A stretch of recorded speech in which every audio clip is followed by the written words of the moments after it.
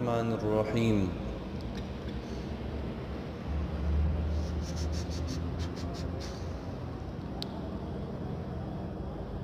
الذين قالوا إن الله عهد إلينا ألا نؤمن لرسول حتى يأتينا بقربان تأكله النار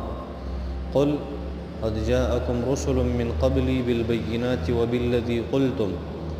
فلم قتلتموهم إن كنتم صادقين فإن كذبوك فقد كذب رسل من قبلك جاءوا بالبينات والزبر والكتاب المنير كل نفس ذائقة الموت وإنما توفون أجوركم يوم القيامة فمن زحزح عن النار وأدخل الجنة فقد فاز وما الحياة الدنيا إلا متاع الغرور صدق الله العظيم. اللہ جل شانو فرمائی الذین آغا کسان قالوا وی ان اللہ بشک اللہ عاہدہ حکم کڑے دے الینا منگتا عاہدہ حکم کڑے دے الینا منگتا اللہ نؤمن اند دی خبری لا نؤمن لرسول لا نؤمن چی منگبا ایمان نروڑو لرسول پیو پیغمبر باندی حتی تردی پوری یأتینا چراوڑی دا پیغمبر منگتا بقربان قربانی تأکلوه او دا قربانی اخری النار اور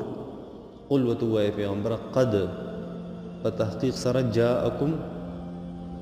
راغلی تاستا رسل پیغمبران من قبلی مخک زمانہ بالبینات پا موجزو دا موجزو سرا وبالذی او پا حغ موجزہ قلتم کم چی تاسو اوی نو فلما پس ولی قتلتموهم تاسو قتل کل دا پیغمبران ان کنتم کچری تاسو صادقین رشتنی فإن کذبوکا اے پیغمبرہ کچری دیستان انکار کی فإن کچری پس کچری کذبوکا دیتا دروغ جنے اے پیغمبران فقد کذبا پس بتحقیق سرا کذبا انکار کلیشو رسول پیغمبران من قبل کستان مخ فقد کذبا بس دا دروغ نسبت شویو رسول پیغمبران من قبل کا مخ کستان جاؤ دغه پیغمبران راغلیو بالبینات په معجزو سره والزبر او په سپارو سره والکتاب المنیر او په هغه روخانه کتاب واضح کتاب کل نفس هر نفس هر سا اغستون کې ذائقة الموت ذائقة سکون کې دے الموت د مرگ وانما او خبر دا د بل نه ده وانما بشکا توفونا تاسو ته پورا درکلی شي اجورکم ستاسو ثوابونه ستاسو اجرونه یوم القیامت د قیامت پورس فمن پس هغه انسان زحزها چې لرې کړی شو فمن زحزها څوک چې لرې کړی شو عن النار د اورنه و ادخل او داخل کړی شو الجنت جنت ته فقد په تحقیق سره فاز دې کامیاب شو وما الحیات الدنیا وما او نه دې الحیات الدنیا دا دنیاوی ژوند وما الحیات الدنیا او نه د دنیاوی ژوند الا مگر متاع الغرور دوکې سامان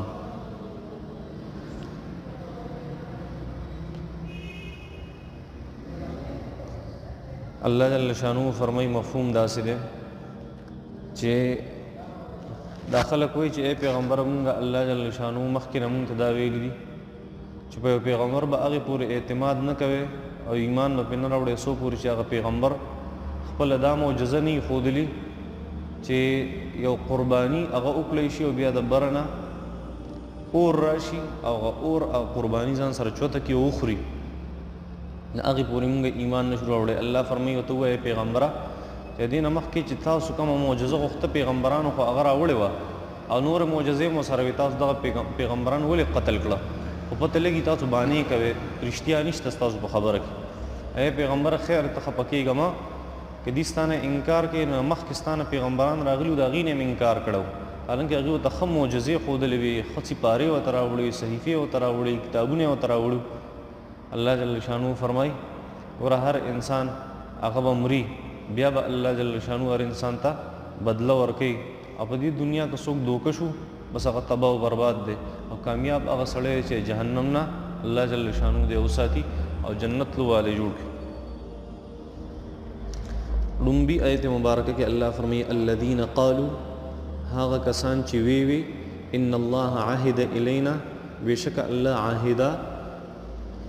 الینا مونږ ته حکم کړي. دا عهد دا لفظ نه دی عهد دا وعده ته موي وای ما سره عهد کو ما سره وعده وکړه واوفوا بالعهد ان العهد كان مسؤولا وعده ته وي عهد خو چې کله د دې نفس اله لفظ راشي اله نو دا بیا حکم ته وي لکه دلته وي ان الله بشک الله عهدا حکم کړي الینا اله لفظ راغلی دی اله لفظ راغلی الف لام یا اله نو دا بیا حکم ته وي لکه بل ځای کې تاسو مخکې په سورۃ بقره کې ویلو وعهدنا الى ابراهيم واسماعيل ان طهر بيتي للطائفين والعاكفين والركع السجود مونږ اسماعیل علیہ السلام ابراهیم علیہ السلام ته سکړو عهدنا الى ابراهيم واسماعيل مونږ ته حکم کړو چې ان طهر بيتي للطائفين والعاكفين والركع السجود چې د عبادت گزار خلکو د پاره د خانقاه تاسو پاک کې دا ته حکم کړو. الله فرمای دا خلق وی چې الله جل شانو ته حکم کړی چې الله نؤمن لرسول حتى ياتينا بقربان تاكله النار چې اے پیغمبر صلی الله علیه وسلم مون پتا ایمان نشو راوړې ولې مخکینی پیغمبران چې کم تیر شوی دي او اگی کم شریعت راوړو نو پاغي شریعت کې مونږ ته دا خو دې شوی دي په تورات کې یا په زبور کې یا نور صحیفه په اغي کې مونږ ته دا خو دې شوی دي چې چرته به تاسو په پیغمبر اعتماد نه کوي سو پوری چې هغه خپل دا معجزه نه خودلی چې تاسو یو قرباني وکې او قرباني بیا په یو کور کې کېده او دا هغه کور چت په کلاوي او پیغمبر بلاړ شي هغه به دعا وکړي د برنه به اور راشي اور به دسي اوري چې هغه کې به اس لګي نه او هغه به سونه صدقې چې دی او قرباني چې دی هغه به چوتي کې ځان سره وي به سو به سوځي ختم لکه داسې بوا داسې وا چې خلک به قرباني کولې نه قرباني به داسې په یو کور کې خو دا بیا پیغمبر راغی دعا به وکړه اور به راغی به چوته شو بس دا د هغې صدقه او قرباني وه مونږ باندې خو الله احسان کړی قرباني وکړو په خپل هم خورو خلکو له مور او په صدقې کې راته دا اساني راوسته چې ثواب درته پې ملاویږي که نه ورکې نه ګناهګارېږي او زکات را باندې صرف لږ شانتې پای کې مونږ ډوک پوک کوو زکاتونو کې هم اخوا دېخوا کوو حالانکه لږ شان مقدار دی معمولی شان په څلوېښتو کې 1 روپیه صحیح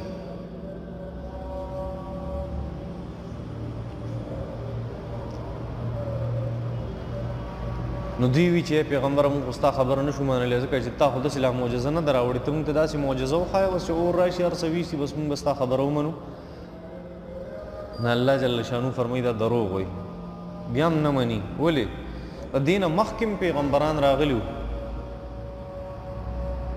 کومو چې دا معجزه خپله ښودلې کومه معجزه چې دوی غواړي خو دوی هغه پیغمبران قتل کړه حضرت زکریا علیه السلام قتل کو حضرت یحیی علیہ السلام قتل کو د حضرت موسی علیہ السلام په بیزته پسې لګېدلو حضرت عیسی علیہ السلام بارک دا عقیده و چې مونږه وجلې ده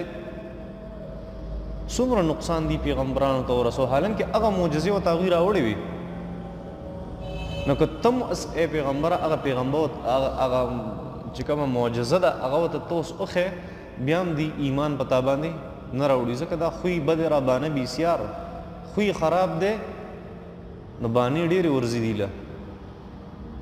دا تا چې کومې معجزې راوړي ای پیغمبر دا کافي نه دي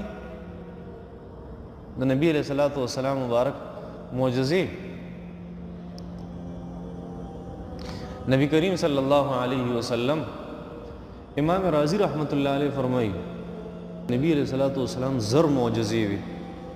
امام سیوطی رحمت الله علیه په خپل کتاب کې لیکلي 400 معجزې وي د نبی علیہ السلام سره او ټولې څو شوي 1400 شوي زه د هغې را جمع کوم خو زه وایم نه د نبی علیه الصلاة والسلام چې کومه معجزې وي هغه د 6,000 نه هم سیوا وي ولې د قرآن مجید هر آیت مبارکه هغه معجزه ده د قرآن مجید هر آیت مبارکه معجزه ده او د قرآن مجید آیتونه څه د پاسه 6,000 دي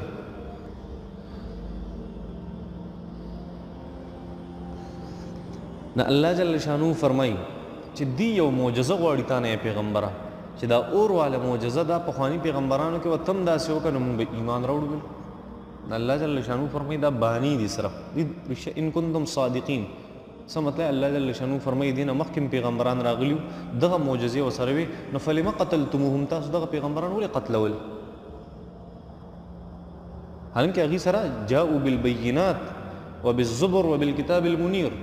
هغه پیغمبران سره سپارې وي صحیفې وي واضح کتابونه وسره معجزې وسره هغه پیغمبران تاسو قتل کړل د پیغمبر نه دی پیغمبر نو یو معجزه غواړي آیا د پیغمبر دا قرآن مجید چې کومه معجزه ده دینه بل غټه معجزه شته څنګه معجزه ده څو کاله وشو د قرآن د نزول 14,500 کاله چې دا کمپلیټ شوی دی تقریبا 14,500 کاله وشو 14,500 کاله مخکې قرآن چیلنج ورکړی دی فأتوا بسورة من مثله افأتوا ب10 سور او فأتوا بمثل هذا القرآن دې قرآن مجید په شان دی یو آیت خایزه راوړه ته مقابله وکړه انا اعطیناک الکوثر فصل لربک وانحر یو آیت ووایه خلک راتله شاعران او ټول ناکامه شو والله ما هذا قول البشر یو سړی راځي او هغه زما د په الله قسم دا آیت په سره صحیح ولګېدو والله ما هذا قول البشر زموږ په الله قسم دا د انسان کلام وی نه دی اوسه پورې چیلنج دی اوس ته څوک قبول کړي که نه اوس ته راشي د قرآن مقابله دې وکړي د قرآن مجید د حقانیت چې دا یو حق کتاب دی او د دې بهترینه معجزه هغه دا چې اوسه پورې څوک مقابله نشي کولی ضروري کې مقابله او دینه بله غټه معجزه شته نشته الله جل شانو فرمایي پیغمبران سره کتابونه مو پیغمبران سره خپل صحیفې مې پیغمبران سره معجزې مې دوی هغه پیغمبران قتل کړه پته لګي چې دوی چې دا کومې خبرې کې دا دروغ وایي چې ای پیغمبره تم یو داسې معجزه راوړه چې هغه اور والا معجزې او زموږ د قربانۍ ځان سره ویسي او اخري موږ به په تا باندې اعتماد وکړو ایمان به د باندې راوړو دروغ وایي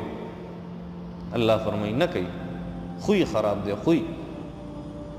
الذين قالوا هغه کسان چې وایي ان الله بشک الله عهد الینا مونږ ته حکم کړی الله نؤمن لرسول چې مونږ به پیغمبر باندې چرته اعتماد نه کوو ایمان به پرې نه راوړو حتی تر دې پورې یأتینا بقربان چې مونږ ته یو قرباني راوړي تأکله النار او هغه اور اخري قل ورته ووایه پیغمبر قد جاءکم دا جواب ورکړي دي د خبرې دي د مطالبې جواب دی دې چې کومه مطالبه وکنه چې داسې معجزه راوړه د هغې جواب دی قل ورته ووایه پیغمبر قد جاءکم رسل من قبلی زمانه مخکې پیغمبران راغلي بالبینات او ډېرې معجزې ورسره وبالذي او هغه معجزه مو سره وه قلتم کومه چې تاسو غواړئ مانه فلم قتلتموهم تاسو دغه پیغمبران ولې قتل کړه ان کنتم صادقین که تاسو په دې خپله مطالبه کې چېرته رښتوني یې نه یې رښتوني که نه تاسو وایئ چې دا معجزه راوړو موږ به ایمان راوړو دروغ وایئ نه راوړئ فان کذبوک ای پیغمبر که دی ستانه انکار کوي او تا ته دروغجن وایي فقد کذب رسل من قبلک دینه مخکې دی پیغمبران ته دروغجن ویلي جاءوا بالبینات دغه پیغمبران واضحه معجزې ورته راوړې والزبر او سپارې ورته راوړې والکتاب المنیر او واضحه کتابونه یې ورته راوړو دا تسلی ورکوي نبی علیه الصلاۃ والسلام له دا خلک ستانه انکار کوي نو ته په دې مه غمجنه کېږه ځکه دا د دې عام یو عادت دی لأن الشیء اذا عم سهل دا یو قاعده ده کله چې یو څیز عام شي نو هغه آسان شي کله چې یو څیز عام شي نو هغه آسان شي په روژو کې ګورئ نه چې رمضان المبارک ټولو خلکو ته روژه آسان وي او چې ټولو خلکو روژه نه وي چېرته او ده پکې روژه وي د ده بیا سهل وي لأن الشیء اذا عم سهل کله چې یو څیز هغه عام شي نو هغه آسان شي نبی علیہ السلام ته الله فرمایي چې دا ستانه انکار دا صرف ستانه انکار نه دی دا خو دي د مخکینی پیغمبرانو هم داسې انکار کړی، ته په دې مخه پکېږه. ښه مخکینی پیغمبرانو هم دي ته معجزې راوړې وي او الزبر سپارې راوړې وي، الکتاب المنیر او واضح کتاب راوړې. بینات خو معجزو ته وایي. الزبر بمعنى المزبور ای المکتوب. زبر دې ته وایي چې کوم څیز لیکلی شوي، کوم څیز لیکلی شوي هغې ته کتاب وایي. نو کتاب ته یو سړی وایي که نه زبرت الکتاب، ما کتاب ولیکو. کار یو لیکلی شوي څیز هغې ته زبور وایي او جمع زبور راځي. او یا دا زبور چې دی زبور، نو هر هغې لیکلو ته وایي چې په هغې کې خلکو ته وعظ او نصیحت، سخت خبرې او نرم خبرې پکې موجود دي، هغې ته زبور وایي. داود علیه السلام کتاب ته هم ځکه چې الله ورکړی زبور وایي چې په هغې کې فيه الزواجر والمواعظ، ځکه په هغې کې نصیحتونه او سخت خبرې او دا څیزونه پکې ډېر وعد او وعید چې څه ته وایي دا پکې ډېر زیات. صحیح ده. او الکتاب المنیر او کتاب داسې کتاب چې هغه زبر دا یا صحیفو ته وایي او یا سپارو ته وایي. بس دغه صحیفې دي چې کومې پیغمبرانو ځان سره راوړي. د زبور نه دا داود علیه السلام کتاب ته نسبت دی چې په هغې کې په یو زبور کې ډېر زیاتې سپارې موجود وي، هغې ته نسبت. والکتاب المنیر او واضح کتاب به دغه پیغمبرانو راوړو. نو هر پیغمبر سره خپل کتاب و.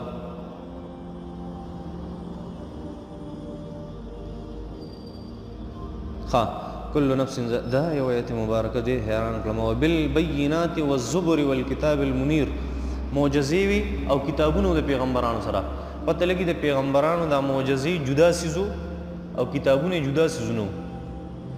څه مطلب دی؟ کتابونه ولا جدا یاد کړل د پیغمبرانو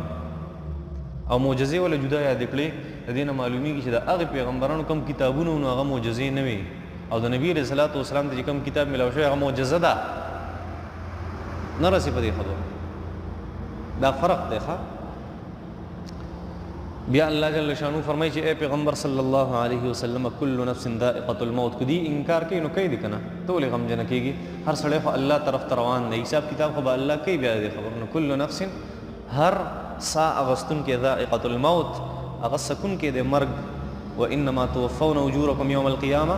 او بیا به الله جل شانو د قیامت پر ورځ تاسو ته پوره ثواب درکړي د قیامت پر ورځ. فمن زحزح عن النار، کم سړی چې لرې کړی شو د اور نه، وادخل الجنه او د جنت ته داخل کړی شو، فقد فاز، بس د کامیاب شو. وما الحیات الدنیا الا متاع الغرور. او دا دنیا خو بس دوکې لږ شانتې نفع ده او لږ شان سامان دی. کل نفس ذائقة الموت، هر یو نفس سکون کې دی مرګ له. دا نفس یا روح ته وایي، څه ده؟ روح ته. او یا دا نفس یو جدا سیز دی. زما خو ذهن کې دا خبره ده چې ما څونه مطالعه کړې د هغې په رڼا کې یو خبره ته کوم چې د انسان نه کله روح وځي نو دی نه مړ کېږي. روح خو صرف د الله جل شانو حکم ته وایي چې دا انسان په ژوندی دی، او د دې انسان نه چې د مرګ په وخت کې څه وځي هغې ته نفس وایي. څه ورته وایي؟ نفس. جسم خو دا دی دا مخامخ چې ښکاري، او د انسان نه چې د مرګ په وخت کې کوم څیز وځي چې د هغې د وجې د انسان دا زندگی جوړه ده هغې ته نفس وایي. ځکه بل ځای کې الله جل شانو فرمایي الله یتوفى الانفس حین موتها. الله د مرګ په وخت خلکو نه نفس علي، نفس روح نه دی یاد کړی. الله یتوفى الروح عند موتها، نه دی الله یتوفى الانفس حین موتها التي لم تمت في منامها. او د روح باره کې الله فرمایي قل الروح من امر ربي وما اوتیتم من العلم الا قليلا. روح باندې تاسو نه پوهېږئ، دا څه څیز دی؟ بس دا د الله جل شانو یو حکم دی. کل نفس ذائقة الموت، هر نفس په د مرګ ذائقه سکی، هر نفس په د مرګ ذائقه سکی. الکه ذائقه چې څوک سکی دا ژوندی که مړی؟ ژوندی. پته لګي چې مرګ هغه نفس ته نه راځي، مرګ دی بدن ته راځي. مرګ څه ته راځي؟ بدن ته راځي. دا بدن مړ شي، نور خو انسان اصل چیز دی پکې نفس هغه ژوندی دی چې الله جل شانو هغه سره بیا څه کوي؟ حساب کتاب اور سره برابر وي. څوک را باندې چېرته اعتراض ونه کړي چې پته نه لګي چې دا کومې په دیوبندۍ دی که پنجپیرې دی، هغه خبرې نشته. عامه یوه خبره دا کومه چې کل نفس ذائقة الموت، هر ذی روح سیز، هر نفس ذائقة الموت، هغه سکون کې دی مرګ لره. نو دا سکون کې صحیح پته لګي دا به ژوندی نو نفس چې د انسان نوځي د مرګ په وخت کې هغه ژوندی ځکه هغه به د مرګ ذایقه څه کي نه رسوي په دې باندې. وانما توفون اجورکم یوم القیامه، الله جل شانو بیا به د قیامت په ورځ پوره بدلی درکې تاسو ته. فمن زحزح عن النار ای فمن ابعد عن النار. زحزح څه ته وایي؟ الزحزح التنحیة والابعاد،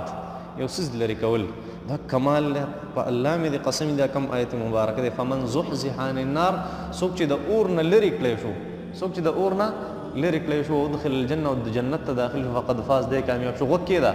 فمن زحزح عن النار، څوک چې د اور نه لرې کړی شو، پته لګي چې دا تمام انسانان د اور په غاړه باندې ولاړ دي. هر انسان په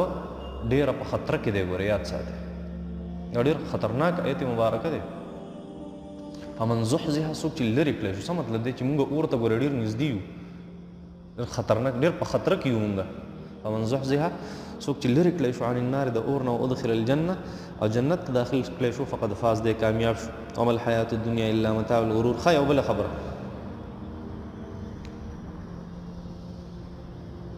مرګ واحد دا څیز دی چې دینو څوک انکار نشي کولی. امام رازي رحمت الله علیه په ساينس باندې ثابت کړی دی،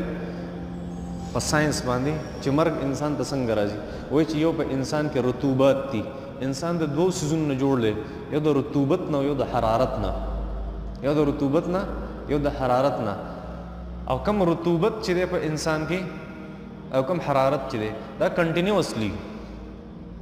په تسلسل سره مسلسل رواني رواني رواني رواني رواني، او یو وخت داسې راشي چې هغه اصل حرارت هغه ختم شي، او د هغې سره هغه اصل رطوبت هم ختم شي، نو انسان ته مرګ راشي. پوهېږئ په دې خبرو؟ دا خیر د هغه فلسفیانه خبرې د امام رازي رحمت الله علیه. په دونه خبره ده چې کل نفس ذائقة الموت وانما توفون اجورکم یوم فمن زحزح عن النار وادخل الجنه فقد فاز وما الحیات الدنیا الا متاع الغرور. دا اخري جز د آیت مبارکه وما الحیات الدنیا الا متاع الغرور. په دې به سبا خبر وکړم ان شاء الله. وصلی الله تعالی علی خیر خلقه.